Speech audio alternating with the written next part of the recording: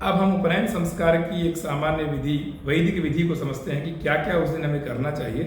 तो जिस बालक का उपनयन होना है उस बालक के माता पिता और स्वयं बालक स्नान इत्यादि करके, बालक के पिता संध्या वंदन करके और जहाँ होने जा रहा है यज्ञोपवीत उस स्थान पे जाकर बैठ जाए। शास्त्र में कहा है यदि बालक का पिता नहीं है तो उपनयन कौन करे, तो कहा गया है श्रोत्रिय ब्राह्मण अथवा गुरु स्वयमेव करे उसका, उस लड़के का उपनयन। गुरु ही उस लड़के के, क्योंकि पिता को आचार्य की, गुरु की संज्ञा दी गई है, तो यदि पिता न हो तो जो उस गुरु से वो अध्ययन करने वाला है वो गुरु से उपनयन संस्कार करे। इसके पश्चात संकल्प किया जाता है कि इस बालक का गर्भाधान के से लेके उपनयन के बीच में अगर कोई संस्कार छूट गया है तो वो संस्कार का जो दोष होता है उस दोष के को निराश करके और गोदान इत्यादि करते हैं ताकि वो संस्कार भी, उसका संस्कार कोई बच न जाए। उसके बाद से पंचांग पूजन करते हैं, गणेशांबिका पूजन, पंचांग पूजन करके, वसोधारादि पूजन करके और संकल्प करते हैं गायत्री मंत्र का जप का, क्योंकि सामान्य तौर पर गायत्री मंत्र उपदेश करने का अधिकारी वही होता है जो सपाद लक्ष्य गायत्री का जप किया हो। तो 1.25 लाख जिन्होंने गायत्री का जप किया वही उस लड़के को उपदेश कर सकते हैं। इस स्थिति में अगर नहीं कर पाते हैं तो क्या करते हैं, 10 ब्राह्मण 12 ब्राह्मणों को बैठा के एक सपाद लक्ष्य गायत्री का जाप कराते हैं और उसका पूरा फल प्राप्त करके फिर वही गायत्री उपदेश करने का अधिकार था, इसका एक संकल्प करते हैं। फिर बटुक मंडप में प्रवेश करते हैं और सबसे पहले बटुक मतलब जिनका उपनयन संस्कार होने वाला है उनको माणवक भी बोलते हैं, उनका मुंडन होता है। तो मुंडन का संस्कार का सबसे पहले संकल्प होता है कि कुमारस्य उपनयन अंगभूतम वपनम करिष्ये, ऐसा संकल्प होता है। संकल्प करने के बाद से कुमार का उपनयन, ये वपन संस्कार होता है। वपन करने के पश्चात वो आचार्य जो होते हैं वो बालक को कहते हैं कि ब्रह्मचर्य मागा। तो बालक बोलता है कि ब्रह्मचर्य मागा, मतलब मैं अब ब्रह्मचारी होने जा रहा हूँ। तो ऐसा ब्रह्मचार्य सानी, तो बोलता है ब्रह्मचार्य सानी, ये परस्पर संवाद है। फिर उसके बाद से आचार्य मौन होकर और बालक को कटी वस्त्र यानी कौपीन और एक ऊपर से एक वस्त्र पहनाते, धारण कराते हैं। और धारण कराते समय मंत्र बोलते हैं, ओम येनेन्द्राय बृहस्पतिवासः पर्यदधादमृतम तेन त्वा परिदधामि आयुषे दीर्घायुत्वाय बलाय वर्चसे। मतलब इसको मैं आपके इसलिए पहना रहा हूँ दीर्घायु के लिए, बल के लिए और वर्चस की कामना के लिए। फिर उसके बाद से आचार्य उनको मेखला यानी मूंज की रस्सी की बनी हुई मेखला पहनाते, मेखला कमर में पहनाते हैं और कहते हैं यंदुरुक्तम परिबाधमानं वर्णम पवित्रम पुनति महागात प्राणापानाभ्याम बलमादधाना ससा देवी सुभगा मेखलेयम। फिर उसके बाद से शिखा बंधन कार्य होता है, प्रणव पूर्वक यानी प्रणव मंत्र का यानी ओम का उच्चारण करके उस बटुक की शिखा बांधी जाती है। फिर उसके बाद से यज्ञोपवीत के सहित 8 भांड दान की एक प्रक्रिया यानी 8 पात्रों का दान करते हैं। दान करने के पश्चात यज्ञोपवीत का संस्कार होता है। यज्ञोपवीत का संस्कार कैसे होता है, तो आपो हिष्ठा इति मंत्रेण यज्ञोपवीत संस्कारम करिष्ये, ऐसा संकल्प करते हैं। तो आपो हिष्ठा मयोभुगस्तान ऊर्जे दधातना, ये मंत्र बोलकर यज्ञोपवीत के ऊपर गंगा जल का प्रोक्षण करते हैं। फिर यज्ञोपवीत का अभिमंत्रण करते हैं, कैसे, ओम प्राणानाम ग्रंथिरसि रुद्रो मा विशांतकः तेनान्येनाप्यायस्व, मतलब हे देवता इसमें आप विराजमान हो और विराजमान होकर इस जो हम जब धारण कराएंगे बालक को तो उसके अंदर तेजस ओजस वर्चस की कामना प्रदान करें। जब ओम भूर्भुवः स्वरोम करके एक पात्र में यज्ञोपवीत जनेऊ को रख देना चाहिए और इसी तरह से गंध अक्षत पुष्प लेके और 9 देवताओं का, जो यज्ञोपवीत में 9 देवता है उनका आवाहन करना चाहिए। ओमकार देवताय नमः प्रथम तंतुम आवाहयामि, ऐसे करके 9 देवताओं का जो मैं पहले बता चुका आवाहन करते हैं और ग्रंथि के मध्य में ब्रह्मा विष्णु महेश का आवाहन करते हैं। फिर उसके बाद से बोलते हैं कि प्रणवाद्यावाहित देवता सुप्रतिष्ठिता वरदा भवत, ऐसा बोल के उनको यज्ञोपवीत को वहीं रख देते हैं अभिमंत्रित करके। फिर सूर्य का दर्शन करते हैं और यज्ञोपवीत को हाथ में लेकर सूर्याय दर्शयित्वा सूर्य को दिखाते हैं और दिखाते समय बोलते हैं ओम उदुत्यंजातवेदसं देवं वहन्ति केतवः दृशे विश्वाय सूर्यं भगवते श्री सवित्रे सूर्य नारायणाय नमः।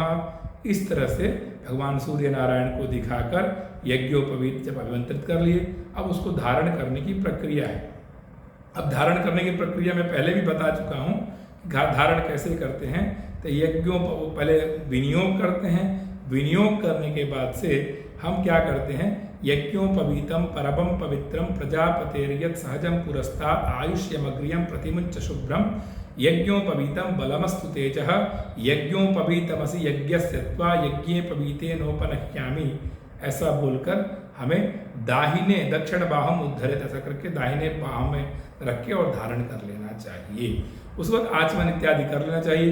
अब यज्ञोपवीत धारण के बाद से मृग चर्म धारण, यानी मृग चर्म धारण का एक विधान कहा गया है शास्त्रों में कि उसको भी धारण करते हैं। आज के ज़माने में थोड़ा कठिन है, फिर भी थोड़ा सा भी धारण कर लें तो बहुत उत्तम कहा गया है। मृग चर्म धारण करते हैं, बटुक को उत्तरीय के स्वरूप में मृग चर्म देते हैं, क्योंकि बालक जो होता है जब तक विवाह न हो जाए उत्तरीय धारण नहीं करना है उसको, तो उसके लिए उत्तरीय क्या होता है, वो मृग चर्म ही होता है। मृग चर्म धारण करके दंड धारण कराते। दंड मतलब कि एक पलाश का दंड होता है, उस दंड को बालक को दिया जाता है कि हमेशा नियम पूर्वक रहने के लिए वो दंड दिया जाता है। और नियम होता है कि ब्राह्मण का लड़का है तो उसके पाँव से लेके सर तक का दंड देने उसको धारण कराना चाहिए। क्षत्रिय हो तो कान तक, वैश्य हो तो स्कंध तक, ऐसा देने के लिए नियम का नासिका पर्यंत ऐसा कहा गया है। दंड देते समय क्या मंत्र बोलते हैं कि यो मे दंडः परापतत वैयाहसो अधिभूम्या तमहम पुनरादद आयुषे ब्रह्मणे ब्रह्मवर्चसाय। और जब गुरु जो उनके पिता या गुरु जब ये दें तो लड़का क्या बोलता है, जो बटुक होता है, ओम उच्छ्रयस्व वनस्पत ऊर्ध्वो मापाह्यगुम हसः आस्य यज्ञस्योदृचाः। ऐसा बल करने के बाद से दंड धारण करता है। फिर अंजलि में उनको एक अर्घ्य देने के लिए बटुक ऐसे अंजलि भरता है और गुरु पिता उनको अर्घ्य देने के लिए उसमें जल प्रदान करते हैं और सूर्य भगवान को अर्घ्य देते हैं। सूर्य को अर्घ्य देने के बाद पश्चात कहा जाए सूर्यम उदीक्ष्व, सूर्यम उदीक्षस्व, यानी सूर्य को दर्शन करना है, सूर्य को देखना है। देखने के बाद सूर्य भगवान की प्रार्थना करता है कि तच्चक्षुर्देवहितं पुरस्तात् शुक्रमुच्चरत् पश्येम शरदशतं जीवेम शरदशतकं शृणुयाम शरदशतं प्रब्रवाम शरदशतमदीनाश्याम शरदशतं भूयश्च शरदशतात्। ऐसा मंत्र बोल के वो सूर्य भगवान से प्रार्थना करता है कि हमें ये दीजिए, 100 साल जिए, 100 साल सुने, ऐसे करके ऐसी प्रार्थना करता है। फिर आचार्य उस बालक के हृदय को स्पर्श करते हैं और उसके बाद से पूछते हैं कि को नामासी। ये पूरी प्रक्रिया होने के बाद से अब बालक से पूछते हैं उनके आचार्य कि को नामासी, आपका नाम क्या है। तो बालक मान लीजिए देवदत्त नाम का कोई बालक है तो बोलता है देवदत्त शर्मा, ऐसा वो बोलता है। फिर आचार्य उससे पूछते हैं कस्य ब्रह्मचार्यसी, तुम किसके ब्रह्मचारी हो, तुम किसके शिष्य हो। तो बोलता है कि भवतः, मैं आपका ही ब्रह्मचारी हूँ, आपका शिष्य। अच्छा संवाद है। फिर आचार्य कहते हैं ओम इंद्रस्य ब्रह्मचार्यसी अग्निराचार्यस्तवाहम आचार्यः। ऐसा करके एक संवाद होता है गुरु शिष्य का, वो यहाँ पे प्रकरण होता है। फिर उसके बाद से इसके पश्चात हवन की प्रक्रिया होती है। हवन मतलब उपनयनांग होम कहा गया है। उसमें क्या किया जाता है कि जैसा पूजा सृष्टम नवाहुत्यो पूजा सृष्टम नवाहुत्यो बलि पूर्णाहुतिस्तथा, पूजा करते हैं, सृष्टिकृत होम करते हैं, नवाहुति करते हैं, बलि और पूर्णाहुति, ऐसे करके पूरी प्रक्रिया है।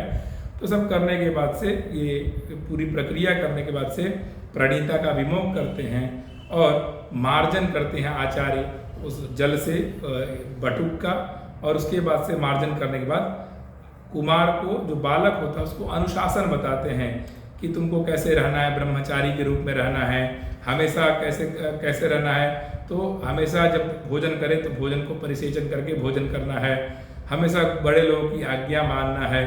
ऐसे करके बहुत सारे चीज़ों को समझाते हैं, जिसमें पहला आता है कि ब्रह्मचार्यसी, आप सदैव ब्रह्मचर्य का पालन करेंगे, पहला।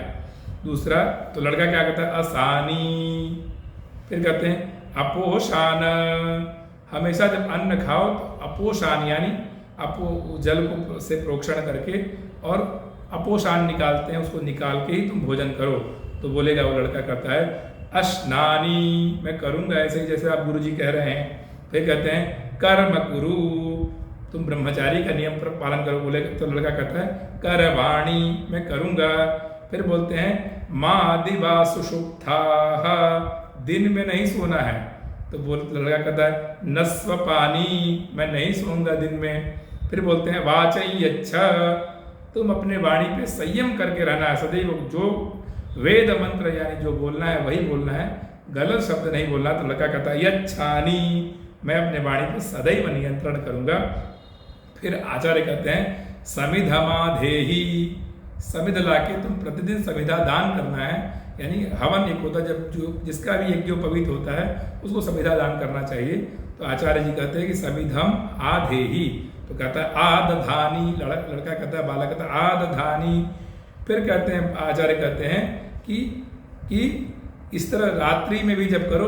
पश्चात गायत्री मंत्र का उपदेश की प्रक्रिया कही गई है। कहा जाता है कि गुरु और गुरु शिष्य के कर्ण में उपदेश करते हैं और एक वस्त्र से आच्छादित करके, ताकि ये प्रक्रिया कोई देखे ना, केवल शिष्य और गुरु का ही संबंध होता है। गायत्री उपदेश की जो विधि है वो सबसे पहले विनियोग करते हैं।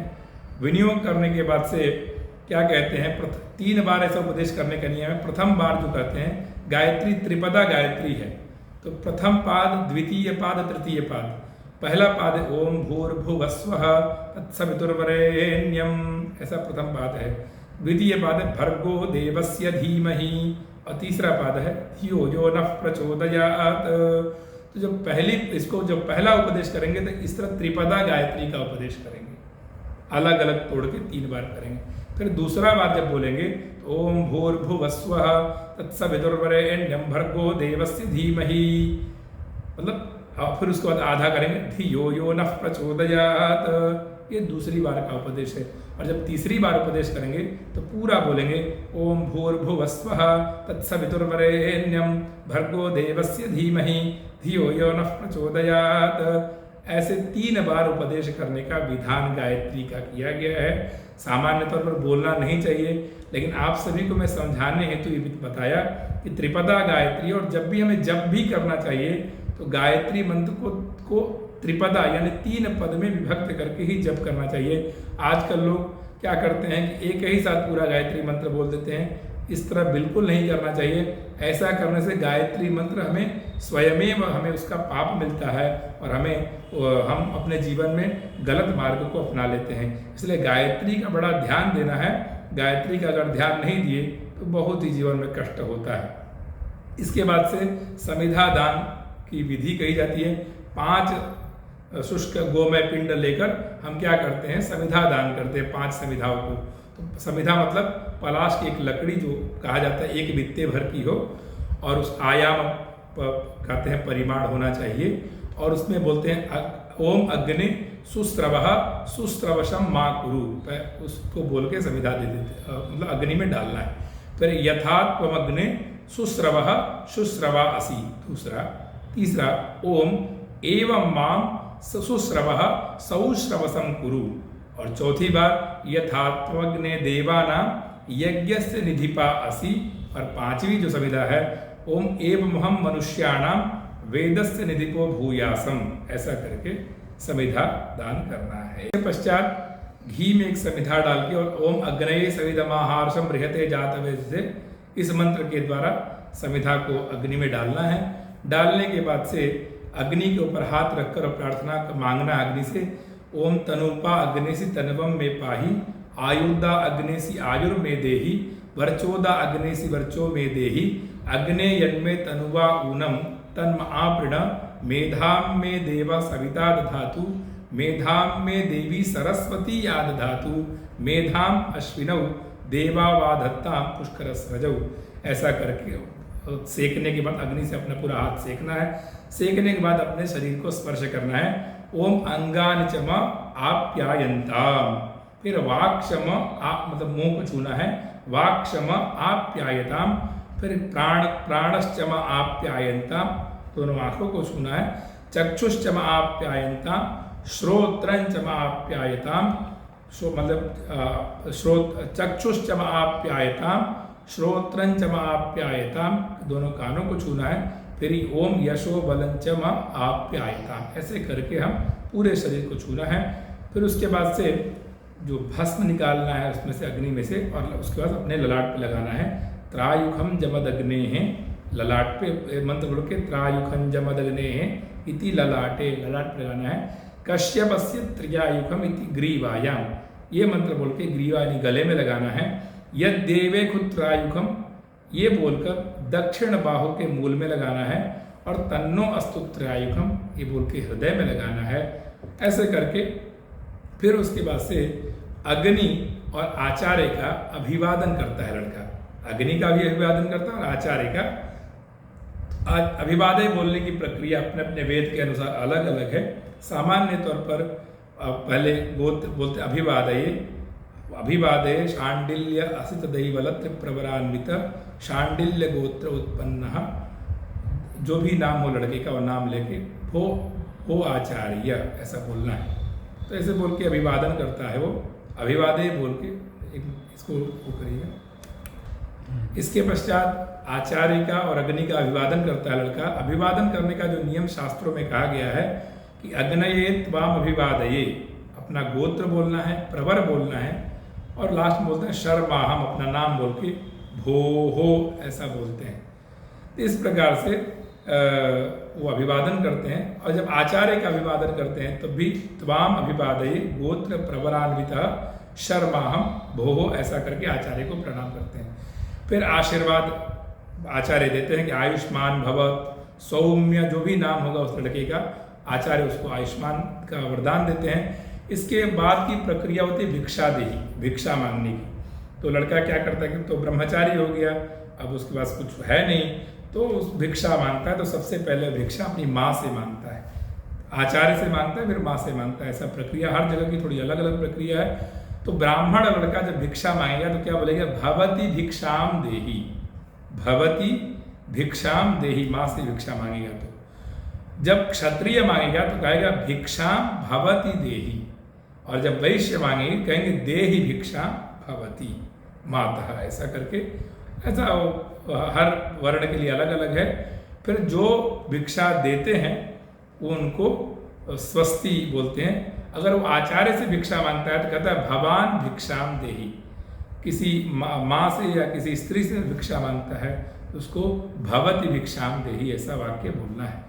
फिर उसको वो जो भी भिक्षा प्राप्त होती है वो गुरु के लिए पास ले जाता है और कहता है गुरुजी अब इसका मैं क्या, भो गुरु इयम भिक्षा मया लब्धा, हे गुरुजी मुझे ये भिक्षा मिला सभी से, अब मैं इसका क्या करूं।